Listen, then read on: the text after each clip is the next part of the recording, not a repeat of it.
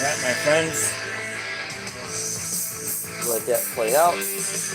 Trying to get where I don't have my thing here. So I gotta focus right here.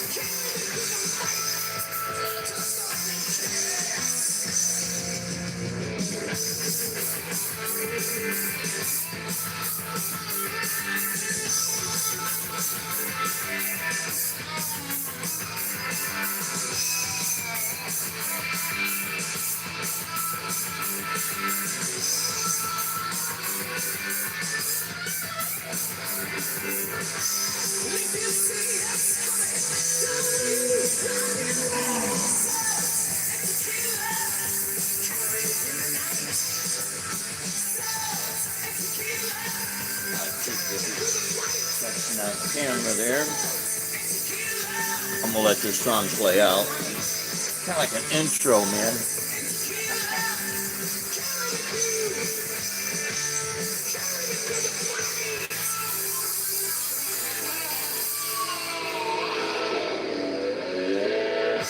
Yeah. I don't know if anyone remembers that band. That is a band called Riot. Not Quiet Riot, but Riot. I think that song came out like 1980, 81. Swords and Tequila. It was one of the songs we played in one of the many metal bands I was in back in Chicago. I still have my jazz fusion and my classical flamenco guitar, but that stuff was fun playing that, man. Anyways, hope everyone is doing well. Let's see, I get Joe Wentz coffee cup. Every time I drink coffee out of the Joe Wentz coffee cup, it's actually better, right? I think a good shout out to our good friend Joe Wentz. Hope all is well with you, brother, because you totally rock. Okay, so like the title insinuates, we're going to change strings, but what I'm going to be doing here, I'm going to put my trebles from an 010 set and my bass from a 09 set. Because what's happening here, you know, I like my bridge to be like more like that. And this kind of has been going on, but I haven't been playing this guitar in a while either. So a little here and a little there, but see if we bust it back out. Because primarily what I've been playing a lot is a lot of fusion music. Although this guitar would work great with fusion as well. And since we're hitting the summer months down here, it is going to get hot. So this would be a good backup guitar as a fill-in when I pop a string on the Les Paul. But the tone is definitely different than, you know, from this guitar to the Les Paul. The Les Paul has it's just got a killer tone. That's all there is to it. Okay, so this is what I'm going to do. Loosen these strings. This is our RGA guitar. This was the first guitar we bought when we got down here, and I think we got this in, I don't know, 2018, maybe later 2017. And it's a great little guitar, man. When I bought this, we bought this and the Yamaha 12-channel mixer, which is the mixer we're using now with the QSC speakers. And when I had 5 guitars, when we bought this, before we bought this, I had 5 guitars. I was over at Guitar Center down here in Fort Myers on Fowler Street. And I had like 5 guitars down on the floor on stands. One of them was the Ibanez Gem Jr., the white version. That was a great guitar, man. I mean, I was like that close to grabbing that one. But there was also the Ibanez RG with, it was the like the blueberry finished, or like the turquoise blue or sea blue, whatever you want to call it, with the flame top, and then the sides and the back was almost like a maple finish. Beautiful guitar, man. Great guitar. I was like, ooh. Deb, she liked the way that looked too. And it was it was a good looker, and it was a good player too, man. And then I had a couple other guitars down. I can't remember which ones, but anyways, I was deciding, I was undeciding, you know, because I was thinking, okay, it's going to be for a lot of the shows we do down here, so it's got to have a combination of basically everything and comfort, as well as, you know, its reliability. A couple of guitars did not have the locking system, but I wanted some with the locking system. And this was hanging up on the rack, and I just looked at it and said, oh, I don't know about that. I thought, oh, why not? Let's just grab it, played it. As soon as I grabbed it, plugged it in, and played it, I'm like, oh, hands down, this is it.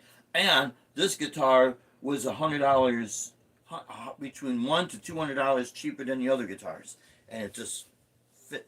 It fit like OJ's glove, man. So that's the end of that story, and it's been with us ever since. Now, usually I'll do it one string at a time here, but today I'm going to just take all 6 strings off here. And I know usually you can stick a pencil back here, which I might do that.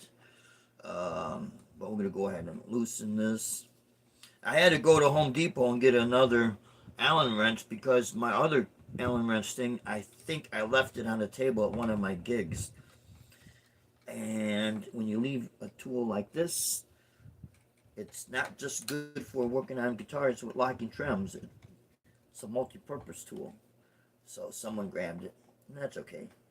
That's my fault. I left it behind. So, anyways. Yeah, what I like about this guitar with the matte finish and you sweat down here, it's just, you know, as you might be able to tell, you could tell where my hand, palm of my hand sits right here, because these totally wore off the black finish right here. And that's just how that is, man. It's Florida. It's very sweaty down here. I don't have a problem with that. There we go. You know, it's just the way it is. So we're going on 8 months now since Hurricane Ian, and we still have, like a lot of places in Pine Island, you know, my Saturday gig at Yucatan's, that's going to be a while before that opens up. You know, it's just the way that it is, and it's sad, but this hurricane did a lot of damage, man, a lot of damage. And I know I got a lot of my musician friends, you know, good thing that they got other businesses or other means of income coming in.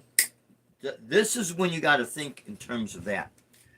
Because if you live in an area where you could have a lot of natural disasters, it might not take your house out, but it might take out the places you play out, and it might take them out permanently. Then you lose business. And so you just got to be prepared for that. Plus, we are approaching our first off season. See, down here in the summertime is our off season. because it's so hot. So a lot of snowbirds go back up north, and part-timers go back up north. So what happens is, you know, there's kind of a little bit of a loss of business, right? Well, this is our first off season since Hurricane Ian. And as everyone knows, even though Ian hit on September 28th, you know, it did a lot of damage. And our in season was very, very slow because a lot of places there was nowhere to go. They got destroyed by the hurricane.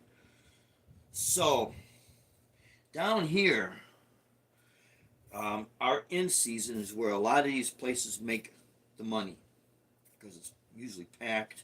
Tourists come down here, and so they're all the restaurants and the clubs, and they make a killing down here, and that kind of helps float their boat during the summer when it is a little slow. They don't close; it just gets a little slow, and then they kind of filter down how many days a week they're going to have entertainment, so they could still have something, you know. And I'll be honest with you, a lot of these places they're really nice to us, you know, because they don't have to do that. These restaurant and club owners, they don't have to do that, but you know they want to see us musicians, you know, make a living, make some money too, and I'll tell you that's real generous, you know. Well, this season, this off season, might not be so because some of these places I have called, you know, they said that they might have a little bit of a slowdown, so they're kind of determining if they're going to have live music for the summer months or not. I know our gig at Jungle Bird, our last Monday we did was last month, and usually we go through the middle to the end of May, and you know we finished up that month, but he did. He had to say no. We got at the end of April. We got to, you know,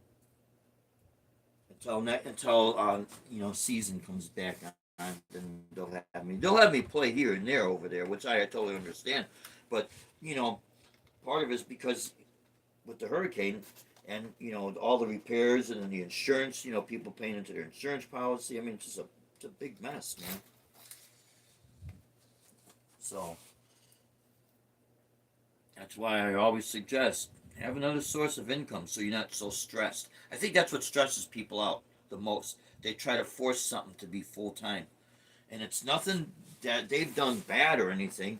It's just certain circumstances takes us in this area that you know we something that's out of everyone's control. We have it bad, but see, we're musicians. We could go to another place. We're very mobile. Unless you got a food truck you're driving around. Uh, as a restaurant owner, you're kind of stuck, and that's tough, man. That's real tough. So I try to look at their point of view too. Plus, it's a good policy. Like I said, I'm not talking about the bad restaurant owners, the ones that are the con jobs and they rip you off. I just stay away from them, you know. Oh boy, okay, yeah, that's right. Okay, we could have a little bit of an issue there. Oh, why did I do that? Oh, shit. Okay. Oh boy. There we go. There we go. So, okay. Yeah, I just stay away from people like that. And then they figure it out. Everyone needs money, right? They're in more of a predicament than we are. They're stuck to the sticks and bricks, brick and mortar building. We're not. So, anyways, that's another topic for another time. I've been very blessed and fortunate to be working with really good club owners. See, I work with the good club owners and the ones that have their issues. I just let them figure that out. Okay. So, again, we're going to put, we got from '09, so we're going to put a 42 for our E, 32 gauge for the A, and a 24 gauge for our D string. And then we're going to have, geez, I think I remember this, right? 010, so 013, and 017 for our trebles. Now, I've learned doing this. Instead of cutting the, I'm sorry guys, instead of cutting the ball end, which I used to do long time ago, cut the ball end and then pop it in there. And I remember when a couple of manufacturers, I forget who, they came out with strings specifically for the Floyd Rose system. But anyways, so instead of cutting off the ball end, I just leave the ball end up by the tuners. My good friend and my best man at our wedding, Chad, he was the founder and guitarist for the metal band we were in called Shadow Lord, which used to be called Arch Enemy, but he had to change the name. And his Ibanez guitarist, that's why I see him do that. I said to him, dude, that's a brilliant idea. He's a great guitar player. He's also an engineer. So, you see, you'd be surprised how many people have other means of making money, so they don't put themselves out of business. So that's why I do it this way, and I've been doing it ever since on all my guitars. Right now I got 3 guitars with the Floyd type system. Okay, I'm gonna have to take this off. You know, Ibanez. Well, the blue Ibanez RG guitar I have. That's the we found in the dumpster. Call it the dumpster guitar.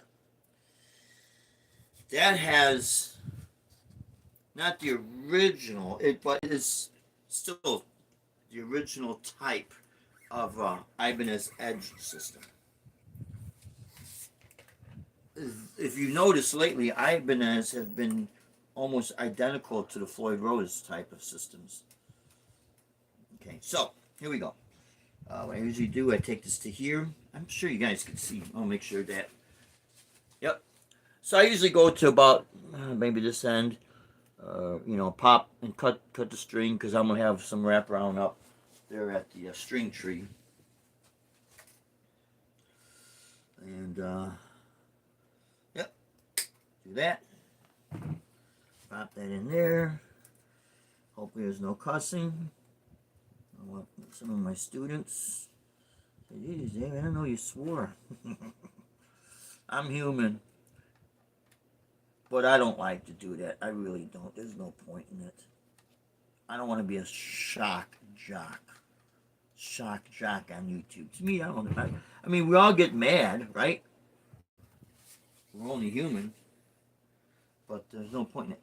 Okay, now what I do like about the reverse headstock guitar, because this has a reverse headstock. If this were to be a 7-string, 8-string, or even a 9-string,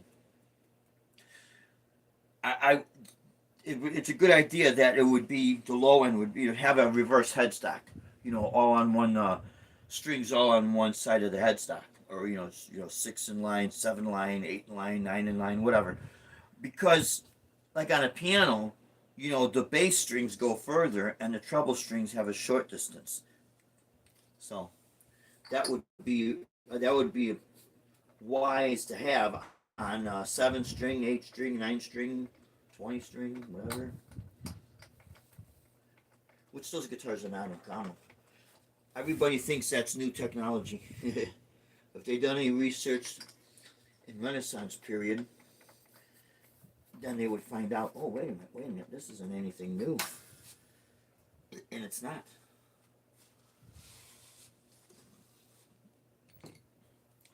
The reason why I know that, because I played at the Bristol Renaissance Fair and I did some research on it.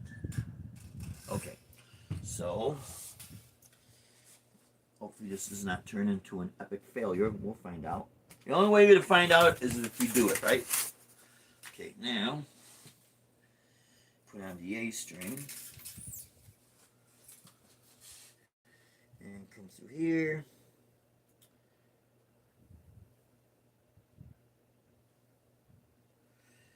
Yeah.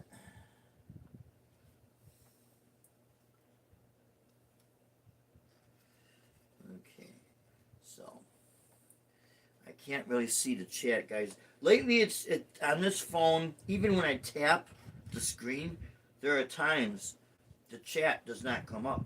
And of course, when I'm playing live, I can't see anything. Which I thank everybody for supporting our channel and logging on, and even if it's not a style of music that's you're tasting, that's okay. You know, everyone's entitled to have their opinions. You can't get all upset because someone doesn't like something. If they're gonna be rude, that's different, right? Okay.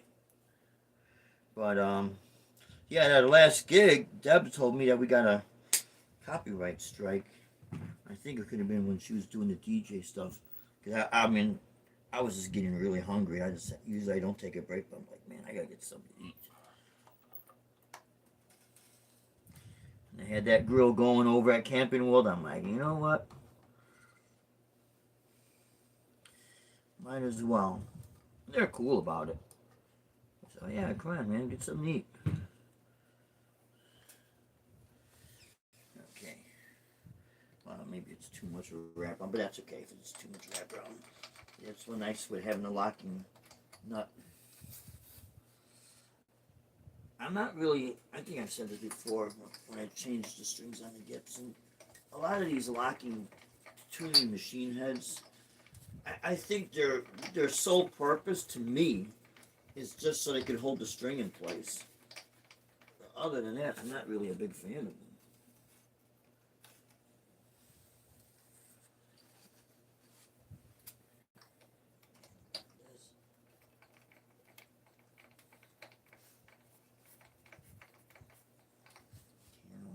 Usually have it where a lot more neater up here at the on the string tree.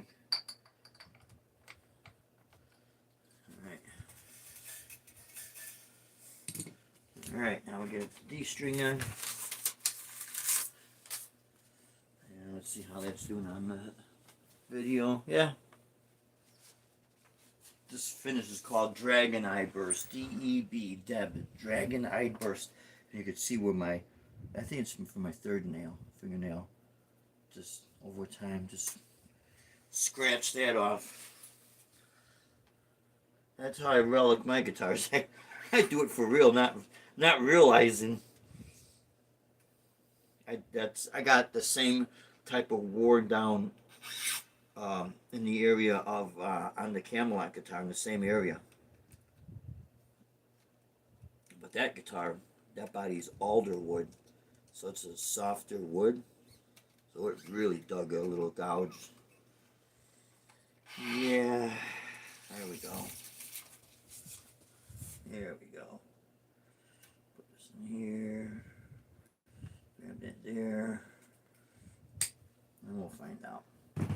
We'll find out after I let the strings settle. I do my picking technique.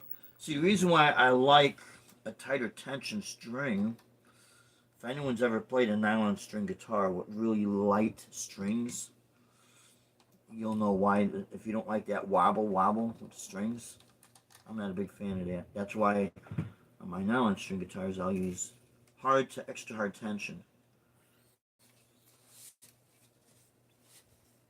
And when I do the finger picking, it just seems that it projects a little bit stronger, the sound. So, I know it's not popular for some people when they say, oh, no, the string gauge don't matter, No, it does matter. It matters definitely from a feel point of view. So, therefore, you will approach the strings different. Your attack will be different. Meaning your picking attack, whether you finger pick or use a flat pick. But there is something that needs to be said about a thicker gauge, because I notice it. There's just a certain tone that maybe these rectum scales, these machines, these people hook them up, can't really tell. But I don't know, maybe it's just something with the human ear. There's definitely, you could definitely tell. If it didn't make a difference, then why does bass guitars have such thick strings? You know, it does make a difference. All right, now see, I like D'Addario strings. I just don't like how they package them.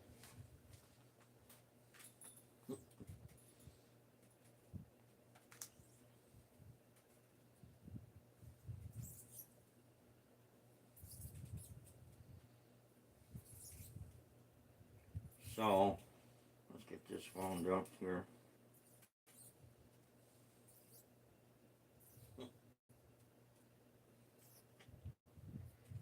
All right.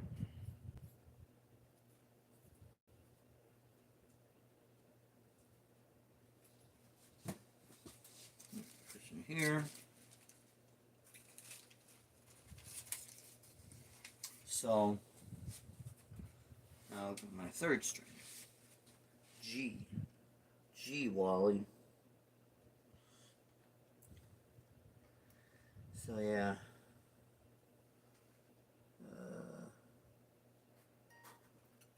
There we go.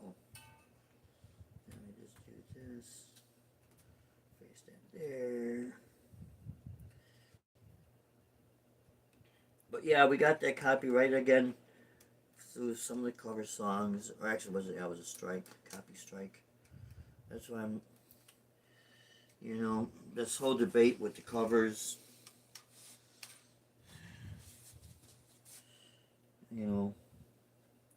what are you gonna do? I don't make a big deal about it really. I prefer writing music, composing music, as opposed to copying, or if you're gonna copy, trying to make it your own. But even if things get so bad, I can't say it's out of hand. Sorry guys, I might be shaking a little bit here. I'm trying to hold this. Come on, get in there, get in there, get in there. There we go, there we go. The amount of money that everyone has lost is just, it's ridiculous. And again, when you want something for free, it gets devalued.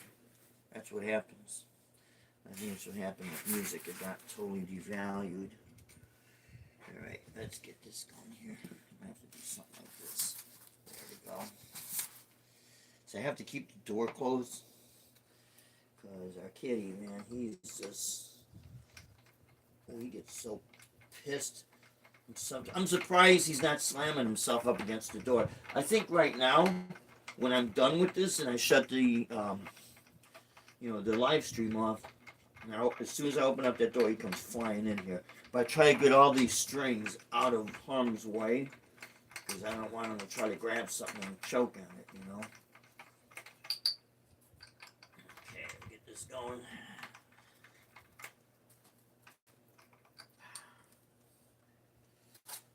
Let's see what happens.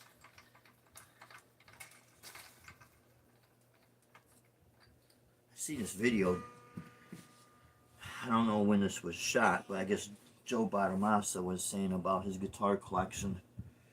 He's got something like 500 guitars. And he was explaining, he says, do I need another guitar? No. But he's justifying him being a collector. Okay. That's fine.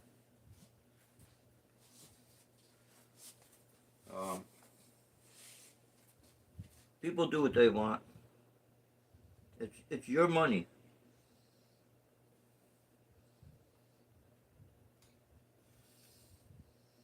Now I'll get this through here. Yeah, look at this. Okay, I'm just gonna take this thing off, man. Just gonna take this off. Make life simple. Life does not always have to be a challenge, right?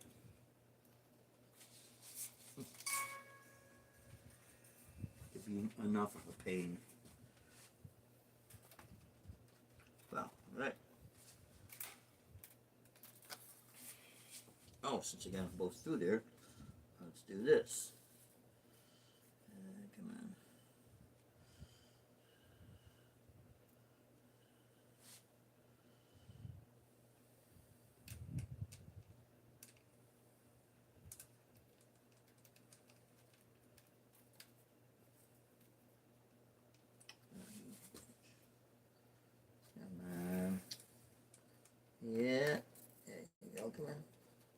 in there. Yeah, what a pain, right? Look at this.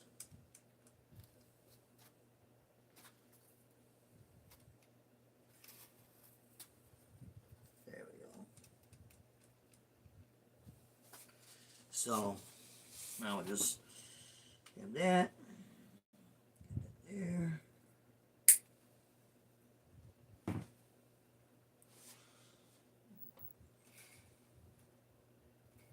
Make sure it's my B string, yep.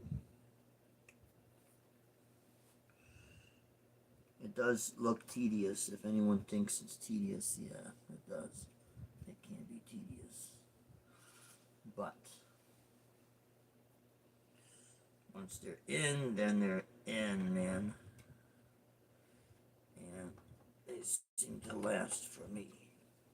Come on. They definitely seem to last for me. I seen another video about, this was shot about a year or so ago. Maybe it was about that when I seen it too. How Joe Satriani, he hates to restring his guitars. Because the time that's spent on it, we could be practicing, you know. If you're a practice fanatic, and just, you know, you get creative, you'd rather be doing that than changing strings. Changing strings is because you got to, not because you want to.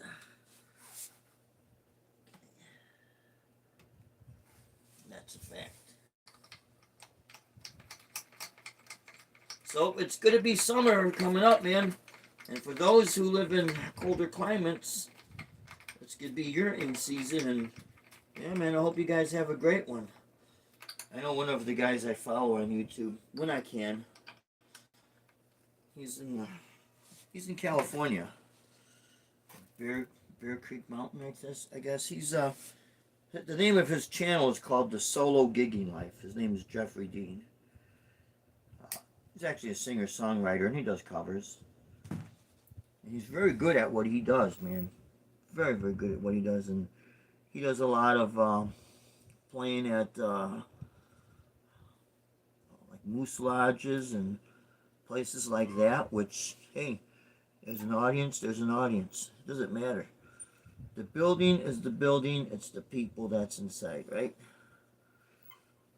Okay, now this is going to be a pain in the ass. Watch this.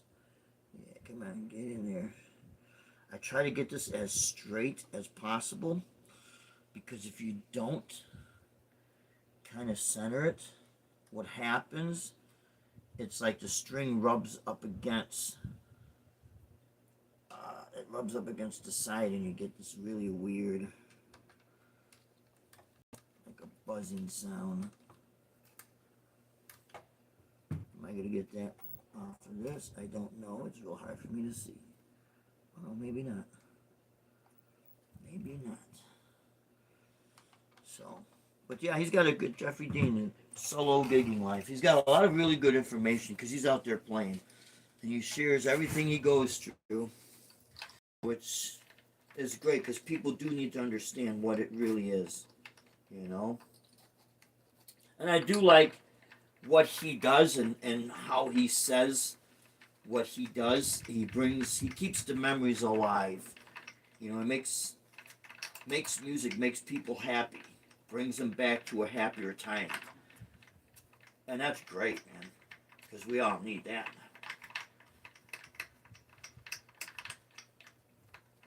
Okay, we're almost there.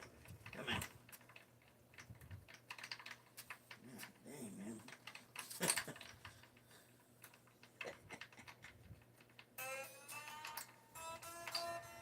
Okay.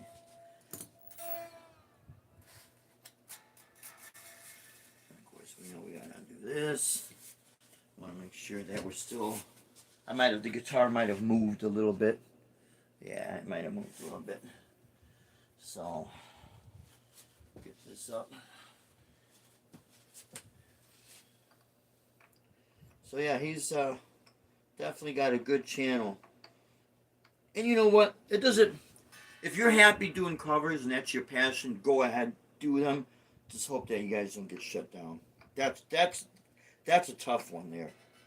If you're doing what your passion is and then you get shut down, it's like, man. At least here, this is what I would say for my friends that are doing nothing but covers, cover band, tribute band. And if it really gets to the point where things get tough, and they want to make it tough, uh, I'm saying if they do, okay. And maybe a good option, and I know some people are gonna not like this, but if they were to allow, okay, just and I would say just for my friends that are very deep into doing covers, if you have to pay for playing the songs, it'd be nice if you guys got a little cut in the break. Maybe I shouldn't say that. Um, look at that.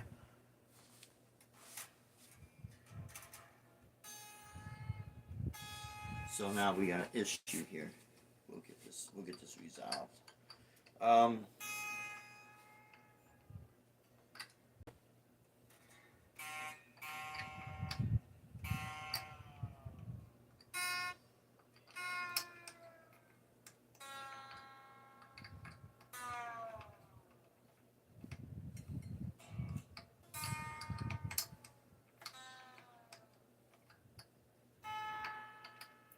um, and the reason why I say that is because there are people that, again, that's their passion, and they keep the music alive. So, but and the reason why I say those things is that it's. I guess there's a situation that happened with this. What's this guy's name? Ed Sheeran. Ed Sheeran, the kid that plays the guitar and sings, the British guy. I don't know the name of the song because I really don't follow him. But I guess his one of his songs that got released 3 or 4 years ago. It sounds real close to a Marvin Gaye song. Okay, it got switched to a different key, but the rhythm and everything about it is just almost spot on. I think Rick Beato played a side by side comparison. I think it's when the song Ed's song went into the either the bridge or the chorus section that it totally changed. Now the family or whoever's holding the rights for the Marvin Gaye song, um, I guess they lost the case. Okay, they got awarded to Ed Sheeran, or however you pronounce his name. Um, I don't know if they just played the chorus part of the song before the judge and jury, or maybe the judge is a little bit more lenient and say, "Come on, you cannot copyright these chord progressions," and I understand that. But when things are sounding, it'd be like if I take my version that I do of No Quarter and I call it my own. It's not. It's my version of it, and of course I improvise around it. But I did not. I just took that and I learned it by accident. Oh yeah, this is how this goes, and I like that song, but I'm not going to release it and call it my own and rename it. I just not going to do that. And I'm not saying anything bad about Ed because I really don't know. Because here's something else to think about. Everyone could say, "Oh well, he should this and he should that." You got to understand, he also has there's a whole production company behind him. There's the management, the producers, the company he signed to, songwriters that's involved, and if what they say is what goes because it's their money. See, now if that's not the case and Ed did that on his own, well, okay, and maybe he wanted to keep the song as close as possible, not realizing, but if not, and if he wanted to avoid it, I don't know, man, just woodshed a little more and get more creative. Oh, you can't say that. That's a signing artist that's on the top of the charts. That doesn't mean anything. You could be signed to everything and be the superstar, but what's your ability? You know what I mean? That just means you're liked. That's all. Fame and fortune, unfortunately, does not dictate your ability. There was a time when it did, but not nowadays. And everything's opinion too. That's true. And everyone's entitled to their opinion. That's like another thing. You get these people who call themselves influencers. Influencers. Really? I wouldn't call myself an influencer. You know, hopefully what I do inspires people to play, and that's all music related. But the reason why I would not call myself an influencer is I don't want some whack job to, all of a sudden do something and, shoot up a bunch of people or do something in a crowd. And he says, yep, Dave Byron, he's my influencer. And all of a sudden my name gets dragged to it. And I got nothing to do with it. I got a guitar channel. But then because there's an investigation, I get dragged into something that I never wanted to be involved in for the first place. See what I mean?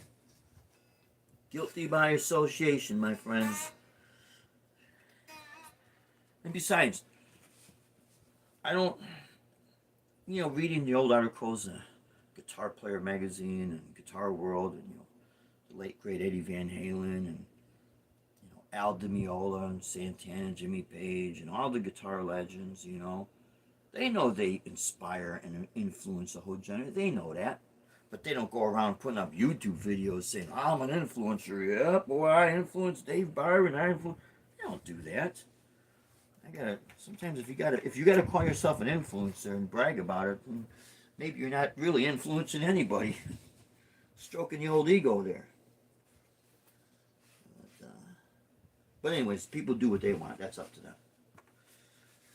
So, you know what? What I usually do, guys and gals out there, I leave the nut lock snug. I don't leave it super loose that the screw's gonna fall off, but I don't tighten it. And the reason being is I let this overnight. I'll pick, and if I don't have a whole lot of time to play this particular guitar, then it'll just sit like that a couple of days. And what I mean by sitting, it'll sit unlocked. I'll practice. I'll play through it, do my stretching, stretching. And then once I feel that everything is settled, then I'll go ahead and lock the nut there. Let's see, that's pretty much okay there. But yeah, see, for me personally, the tighter tension on the trebles. I mean, not so much on the bass. Well, actually, across the board, I'm a fan of it. A little tighter tension because my picking hand just got so strong over the years. But I just wanted to see if this would not throw anything off balance. I got 3 springs on the back of this guitar. I know I could put another spring, but the way it's set up, I kind of like it the way it is. And I just thought, let me just try something, And if it works, fine. If not, then, I got, plenty of sets of strings. I could just swap them out and put 9s on here or 10s on here, It's funny. I've never put 11s unless I'm going to drop tune on these type of guitars. On the Les Pauls, and I would put, I have definitely used 11 gauge strings in standard tuning, and it never bothered my hands at all. Again, it's just the style of music that I play, and it's just all the years of practicing that, playing that way, your hands adapt, to just naturally adapt to it.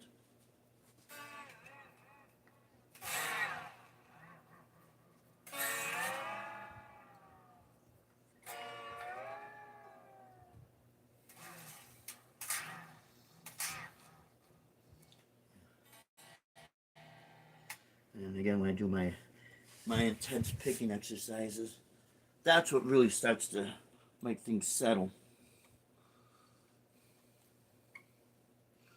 We'll find out for sure. But yeah, it's basically it's tedious because of the locking down here and the lock, here. But I will say this: out of all the guitars in the extreme heat, extreme weather, this type of system where the strings lock down here at the saddle, I never have issues with breaking strings. Never. You know, maybe if I, and the only way I would if I'm going absolutely nuts with the whammy bar or something like that, but usually I don't. It takes a very long time for me to pop the string. And I think it's because there's not a whole lot of room for wobble. You know, anything that's metal on metal and it wobbles, it's sooner or later it's just going to get loose. It's just going to pop, you know. Uh, if you have enough distance from a stopping point to where the contact point is on the saddle, if it's like, let's say, like I'm usually Les Pauls, it's about this distance. You know, now you got a little bit ample room, and you don't realize it, but it's just over the course of time, and then pop. It's always right on the bridge. The roller saddles on the Gibson helps big time. It does help, and doing that wraparound, it really has definitely helped. But it's still not 100% like this. This really works great, you know. But again, as cool as this guitar is, it has its tone because it's got the 5-way. Here, when you coil tap or split the bridge pickup, you really do get a really nice Strat single coil, you know, like you would pretty much. In the middle, you get kind of an okay in between. It's not like the Gibson. Here, you get okay split, and then here's your neck. You know, you get full on neck. But the best for coil tapping is right here when you take the bridge pickup out of full bridge, you know, humbucker, and you split it. This really works great. And I never changed the pots on here. Everything is just 100% stock. I know I could do all this, that, you know, they put new pickups in there and that. Um, I do like the way this sound is here, but I know I probably would like it better, you know, because the only time I changed pickups on my guitar was on my old Ibanez Artist, and that was this because I wanted a DiMarzio. I didn't realize how good those Super 80s were in there in that particular guitar. Um, and all it was the bridge pickup. I loved the neck pickup with the Super 88. It was the Super 88 with the flying finger. Um, and I put a DiMarzio Duo sound pickup, which is it's like a DiMarzio Super Distortion with the coil tap splitter. And the coil tap worked pretty good, but the Super 88 had the tri-sound switches, and that really worked great. I just didn't realize it, you know. I think I did that when was it 1980? Was it 1984? Late 84, I think I did that. And then I took that guitar and I traded it for another Ibanez, which I wish I never done that. But yeah, but that was the only time we did that. And usually everything I leave everything as is, and unless I'm gonna really get involved. Then see, for me, my mind has to be 100% like focused in on it. Then that's when I start going to town, you know. Um, but playing wise, I love playing. I love creating music. When I become the technician, who knows? If I ever got into building guitars, I would really do serious research. And one of the things I would really hit extremely hard would be finding systems like this a way where it's not going to pop strings for performers, because I know what that is, man.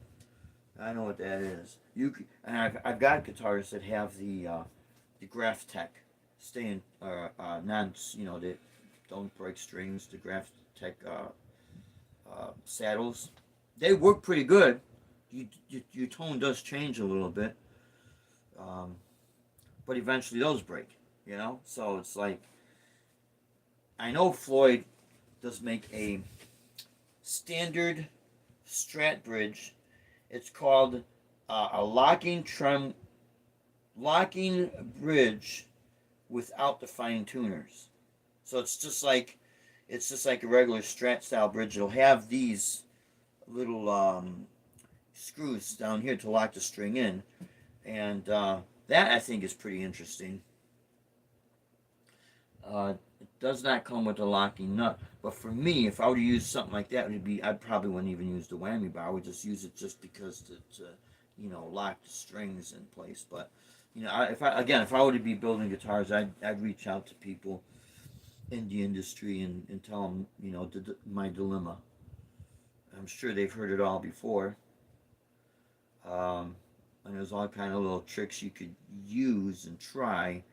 But the real test is when you're doing, let's say, 3-4 hours straight through in the extreme heat, whether it's down here in Florida or in Texas, Arizona, or even in the Midwest when you got an extreme heat spell. Because there are times it would be hotter up in the Chicagoland area than down here in Florida, and it gets more humid inland, and you're doing an outdoor gig, and man, you're sweating, and that's when you find out what's really gonna work and what's really not gonna work.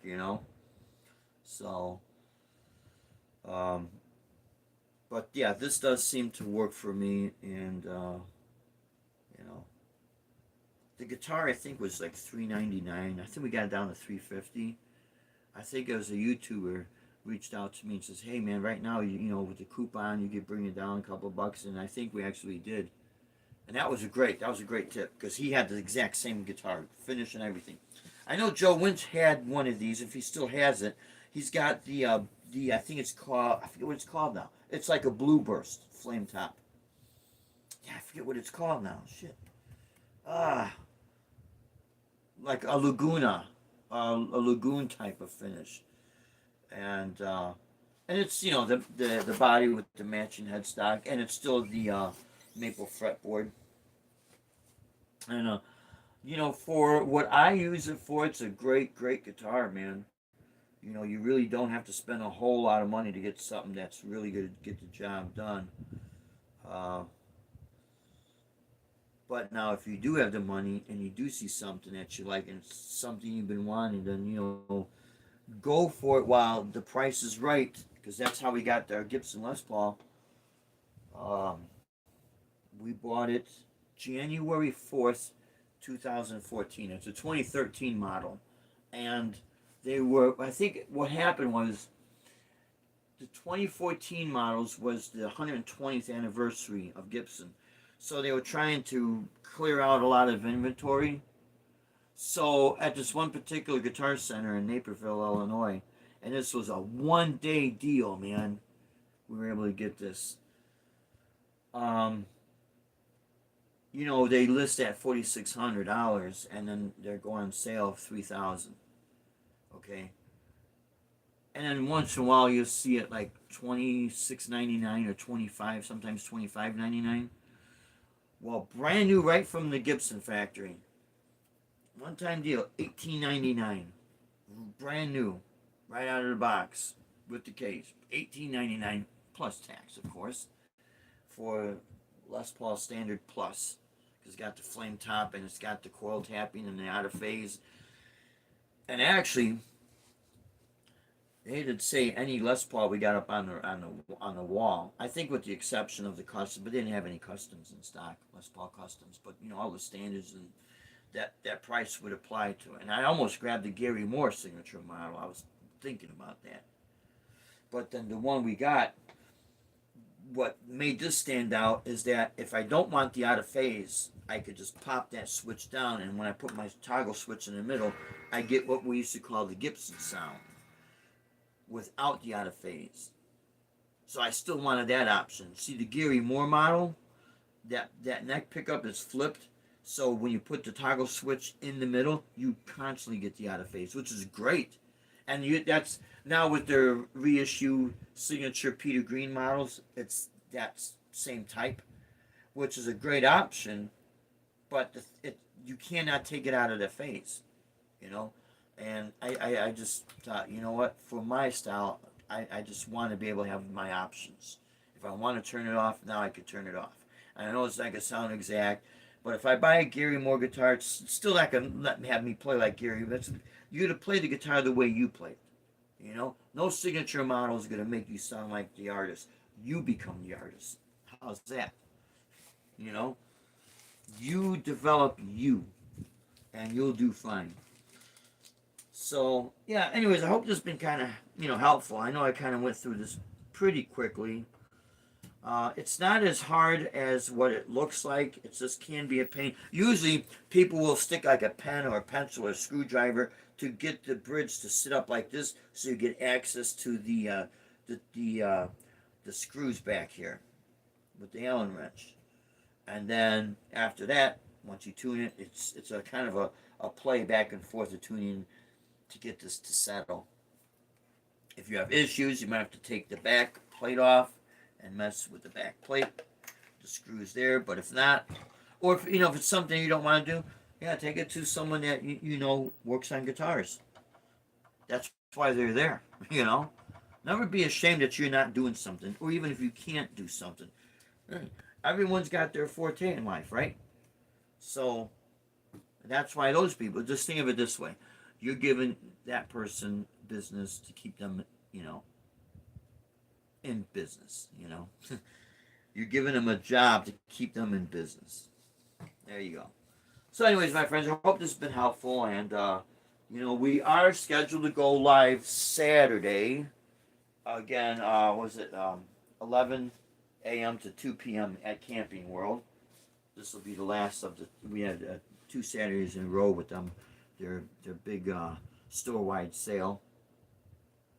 And if they got a different RV out there, maybe, we try to get there early enough to set up and sound check and all that. And, we'll do another, video of another RV. I'll tell you what, I like give a shout out to Surf 9 Phantom. Thank you so much, man. That banner's badass, man.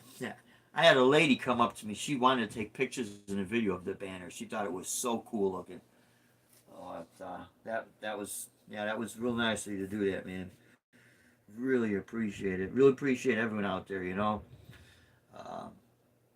I know I have not been around on people's channels lately. I've been very, very busy, and we're still doing our recovery down here, and it's like a little slow process, but we're doing it at a comfortable process that it's not going to bankrupt us or we got to borrow money or anything like that. So we just, we do things in small steps.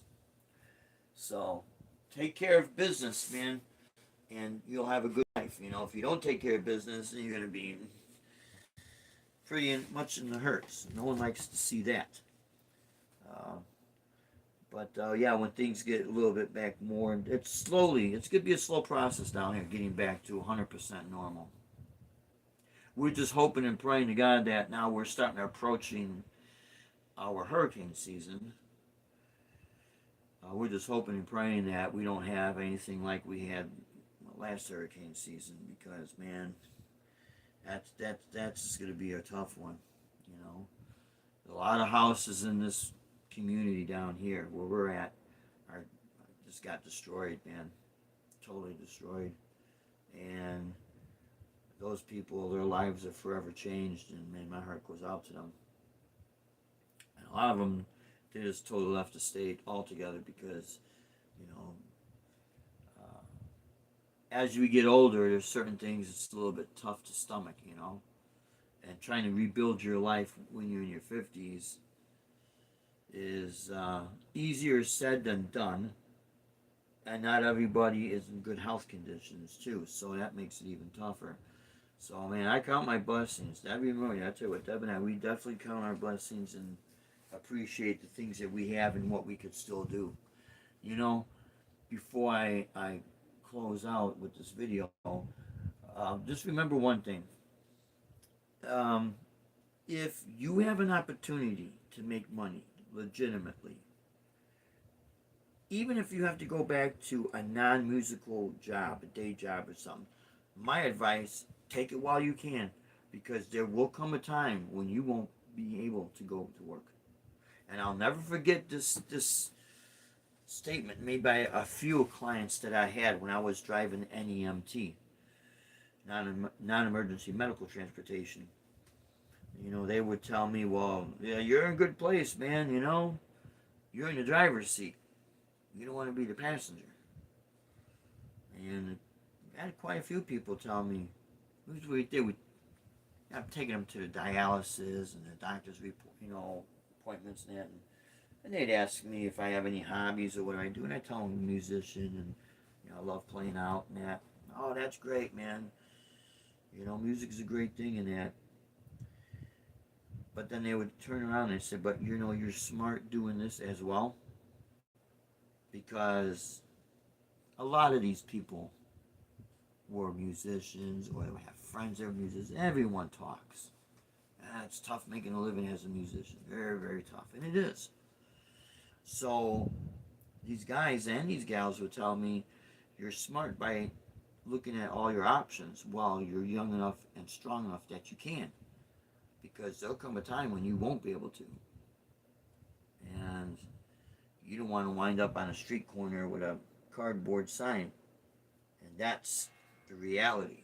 But again, that's just my suggestion is people do what they want. Anyways, my friends, I hope this has been helpful. And remember, we will be going live Saturday. And we do have so far we're scheduled to play Sunday from 5 to 8 at our new place we're playing at. We're doing every other Sunday. And we'll be doing a couple of tutorial videos as well with some of the gear that I got. So we'll keep you all posted. But until then, my friends, hope it's been helpful. You stay strong, safe, and true, my friends.